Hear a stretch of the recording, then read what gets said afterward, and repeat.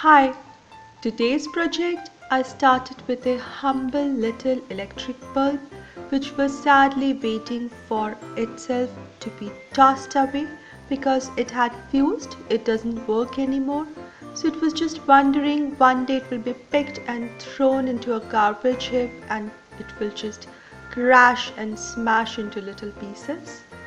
But then I picked it and I painted it white using acrylic paint and gave it a two good coats so that it looks nice, smooth and white all over the glass.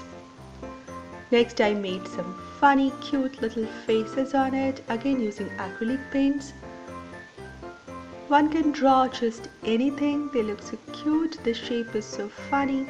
And for the head part or for dangling, I just attached a string on the top, glue it up, and to cover the metallic portion I just use a jersey material or a knit woven material which will not fray, just rolled one edge a little double times and just covered it like a cap, and on the top just made slits, cut them into small strips so that it looks like a ruffle or it looks like a pom-pom over the cap, and a cute little ornament is ready to decorate.